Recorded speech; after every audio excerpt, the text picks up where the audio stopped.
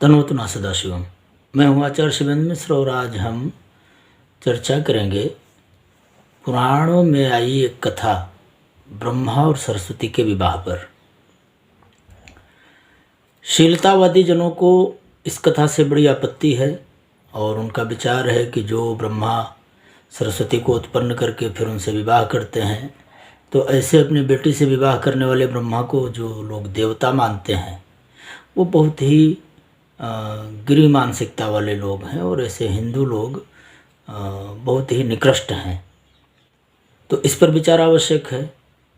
हमारा उद्देश्य किसी को जवाब देना नहीं है, क्योंकि जिनका उद्देश्य आलोचना करना है उन्हें कुछ भी समझा दिया जाए, क्योंकि उन्हें समझना ही नहीं है, इसलिए उनको समझाने का कोई मतलब नहीं निकलता।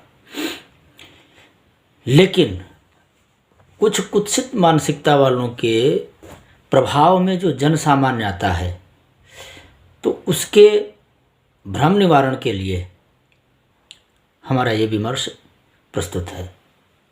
पहली बात तो ब्रह्मा सृष्टि करता है, मतलब ये कि सारा जगत ब्रह्मा ने ही बनाया।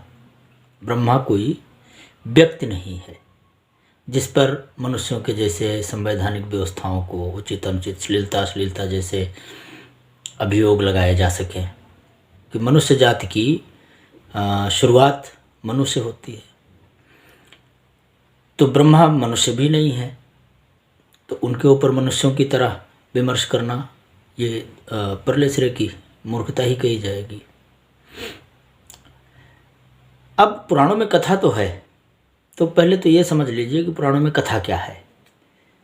मत्स्य पुराण में कथा आती है कि ब्रह्मा ने सरस्वती को अपने मुँह से उत्पन्न किया और उसके बाद उनसे मनु नाम का पुत्र उत्पन्न हुआ, और ये मनु ही मनुष्य जाति का आदि पुरुष है।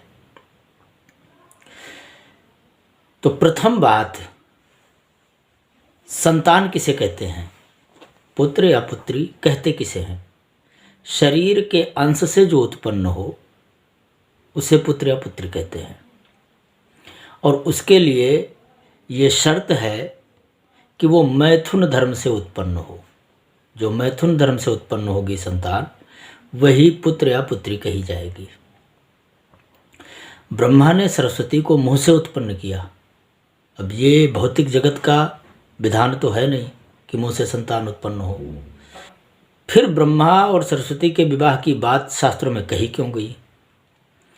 तो देखिए, ब्रह्मा और सरस्वती के विवाह की बात जो शास्त्रों ने कही है वो एक सैद्धांतिक बात को कथा शैली में प्रस्तुत किया गया है। तो यदि ये बात समझ ली जाए तो फिर ब्रह्मा और सरस्वती के विवाह वाला झंझट मिट जाएगा। ब्रह्मा बुद्धि के अधिष्ठात्र देवता हैं, और बुद्धि द्वारा जो चिंतन होता है, जो विमर्श होता है, वो वाणी के द्वारा लोक प्रकाशित होता है। वाणी नाम सरस्वती का, और ये उत्पन्न कहाँ से होती है? मुँह से। उत्पन्न कैसे होती है? बुद्धि की प्रेरणा से। बिना बुद्धि की प्रेरणा के कोई विचार वाणी का विषय नहीं बनता। तो चूंकि बुद्धि से प्रेरित होकर वाणी मुँह के द्वारा उत्पन्न होती है, इस सैद्धांतिक तथ्य को इस तरह कहा गया कि बुद्ध्याधिष्ठात्र देवता ब्रह्मा के द्वारा सरस्वती मुँह के द्वारा उत्पन्न हुई। तो इस आधार पर अगर कथा शैली में कहेंगे तो जो सरस्वती हुई वो ब्रह्मा की पुत्री हुई। अब वाणी जगत में व्यवहार का निर्माण करती है, कर्मों का निर्माण करती है। हम वाणी के द्वारा ही जगत का सारा कार्य संपादित करते हैं। लोगों पर हमारी वाणी के द्वारा प्रभाव पड़ता है तो वो हमारे साथ कुछ न कुछ करते हैं, और इसे व्यवहार जगत की उत्पत्ति कहेंगे। तो इस आधार पर वाणी के द्वारा ब्रह्मा अर्थात बुद्धि तत्व अर्थात कोई विचार वाणी के द्वारा व्यक्त होकर जगत में कर्म का कारण बनता है। तो चूँकि वाणी के द्वारा फिर जागतिक कर्म होते हैं, वाणी के द्वारा जगत में व्यवहार होता है, वाणी के द्वारा प्रेरित होकर ही हम जगत में संचालित होते हैं। तो इस जगत का जो निर्माण हुआ अर्थात जो मनो का निर्माण हुआ वो इस वाणी के द्वारा हुआ, और हुआ किसके संयोग से? विचार के संयोग से, ब्रह्मा के संयोग से। तो ब्रह्मा की सहधर्मिणी बनी वाणी, इसलिए ब्रह्मा की सहधर्मिणी होने के कारण, बुद्ध की सहधर्मिणी होने के कारण वाणी को ब्रह्मा की पत्नी कहा गया। अब इस तथ्य को कि बुद्ध के द्वारा उत्पन्न विचार वाणी के द्वारा लोक प्रकाशित होकर परिणाम देते हैं, इसे यदि कथा शैली में कहा जाए तो और कौन सा तरीका हो सकता है? क्योंकि विचार कोई व्यक्ति नहीं है, बुद्धि कोई व्यक्ति नहीं है, आवाज़ कोई व्यक्ति नहीं है, तो फिर इसे संज्ञा की तरह प्रस्तुत कैसे करेंगे यदि इसे समझाना हो? तो कथा शैली में यही कहा जाएगा कि ब्रह्मा ने सरस्वती को उत्पन्न किया और उसके बाद उसके द्वारा विवाह कर अर्थात उसके सहयोग से संसार का निर्माण किया, जगत का निर्माण किया। अब ये लक्षणापरक अर्थ जिनकी समझ में नहीं आता या वो समझना नहीं चाहते, तो उन्हें, जिन्हें ब्रह्मा और सरस्वती के विवाह में आपत्ति है, तो कम से कम ब्रह्मा और सरस्वती तो देव कोटि के लोग हैं, अर्थात वो व्यक्ति नहीं हैं, वो तत्व हैं। और तत्वों में किसी भी तरह का व्यवहार व्यापार विधि निषेधात्मक श्रेणी में भला कैसे आ जाता है? हाँ, उनसे ज़रूर ये पूछा जाना चाहिए कि भाई ये बताओ, जगत के निर्माण में तर्क क्या बनेगा? जैसे विश्व की जितनी भी मान्य धार्मिक व्यवस्थाएं हैं जो सृष्टि के संबंध में बात करती हैं, उनमें यही हुआ, इस्लाम हुआ, ईसाइयत हुई, अफ्रीकियन विचार हुआ और फिर भारतीय विचार हुआ। तो कौन सा विचार ऐसा है जिसमें इस तरह की अश्लीलता नहीं मिलेगी? अगर हम इस बात को अश्लीलता की दृष्टि से देखने लगें तो भाई जो खुदा था उसने आदम की पसली से हव्वा का निर्माण किया, ये ईसाई का विचार है, ईसाइयत का विचार है। अब इसे ईसाइयत का विचार कहें चाहे इस्लाम का विचार कहें, मौलिक विचार दोनों का एक ही है, क्योंकि दोनों में ही खुदा स्वीकृत है। तो आदम की पसली से जो हव्वा बनी वो तो विशुद्ध आदम के शरीर से उत्पन्न है ना, और शरीरांश को ही पुत्र या पुत्री कहा जाएगा। तो भौतिक जगत के दृष्टिकोण से तो आदम और हव्वा आपस में पिता और पुत्री हुए, ये भौतिक जगत के संबंध में बात है, क्योंकि आदम भौतिक जगत का हिस्सा है, हव्वा भौतिक जगत का हिस्सा है। ब्रह्मा और सरस्वती तो भौतिक जगत का हिस्सा ही नहीं है। दूसरी बात, मान लिया आदम और हव्वा के विमर्श को हम किनारे रख दें, तो जिन भीमवादियों को इस बात से बड़ी आपत्ति होती है और जो भीमवादी लोग इस बात का प्रचार करते रहते हैं, जरा उनसे पूछो शाक्य कुल की उत्पत्ति के संदर्भ में उनके अपने विचार क्या हैं, उनके अपने कर्तृत्वों के विचार क्या हैं, उनके अपने विचारकों के विचार क्या हैं। वो मानते हैं कि भाई शाक्य कुल की उत्पत्ति दो सगे भाई बहनों के विवाह से हुई। अब वो दो सगे भाई बहन वो जो कौशल देश से निकाल दिए गए थे और वो शाक्य क्षेत्र में जाकर रहे और वहीं पर उन्होंने रक्त शुद्धि के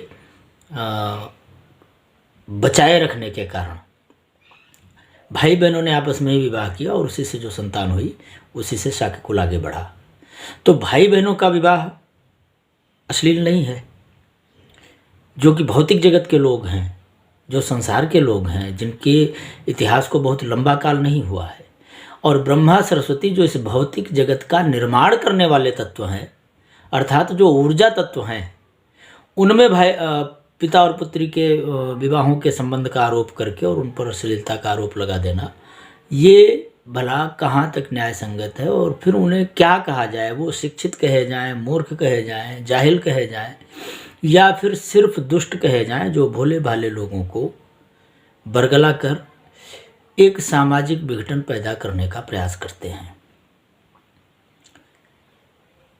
तो हमारा उद्देश्य ना तो किसी को गलत ठहराना, ना किसी को सही ठहराना। हमारा उद्देश्य सिर्फ ये है कि किसी भी कथा को, किसी भी विमर्श को तर्क, युक्ति और प्रमाणों के आधार पर ही देखा जाएगा। तो ब्रह्मा और सरस्वती वस्तुतः तत्वों के नाम हैं, और इस तरह की जो बातें फैलती हैं समाज में ब्रह्मा को लेकर, विष्णु को लेकर, शिव को लेकर, तो उसके मूल में कारण सिर्फ इतना है कि कहीं न कहीं हमें लोगों ने ब्रह्मा विष्णु महेश जैसे दैवी सत्ता को मनुष्य बना दिया, मनुष्यों की तरह उनके क्रिया व्यापार के। ये कहते तो रहे कि वो दिव्य लोग हैं, लेकिन उन्हें हम दिव्य पुरुष कहते रहे, और पुरुष शब्द का सामान्य अर्थ मनुष्य होता है। तो दरअसल ये पहली गलती तो हम ही से हुई कि हमने शास्त्रों के प्रवचन में, शास्त्रों के प्रचार प्रसार में विवेक का परिचय नहीं दिया। हमने ब्रह्मा विष्णु और शिव जैसे तात्विक देवताओं को, जो तत्व मात्र थे, जो भौतिक शक्तियाँ मात्र थीं, उन्हें व्यक्तियों की तरह प्रस्तुत किया। और आज वही हमारा प्रस्तुतिकरण उठाकर ऐसे विकृत मानसिकता वाले लोग, और जिनका उद्देश्य, ऐसी बात नहीं है कि वो जानते नहीं हैं, समझते नहीं हैं, इस तरह के जो प्रोपेगेंडा फैलाते हैं वो वेल क्वालिफाइड लोग होते हैं, उन्हें खूब मालूम होता है कि किस बात का क्या मतलब है। लेकिन वो ये भी जानते हैं कि अगर इसको इस तरह प्रस्तुत किया जाएगा तो समाज पर इसका क्या प्रभाव पड़ेगा। और चूंकि समाज का हर व्यक्ति शिक्षित नहीं है, हर व्यक्ति पुराण का विद्वान नहीं है, हर व्यक्ति विवेकवान नहीं है, तो सामान्य लोगों को, उनकी भावनाओं को उद्वेलित करके अपना हित साधन किया जा सकता है। तो कौन उस भ्रमजाल में फंसता है, ये उसका विवेक है। हमारा उद्देश्य सिर्फ इतना था कि हम ब्रह्मा और सरस्वती के विवाह पर अपने कुछ विचार आपके सामने रखें, और यदि आपको समझ में आते हों, और यदि इसके बाद आपको लगता हो कि ये ब्रह्मा और सरस्वती का विवाह अनुचित है, तो फिर इसके लिए, इसके बाद फिर कोई विचार नहीं बचता है जो किसी को समझा सकता है।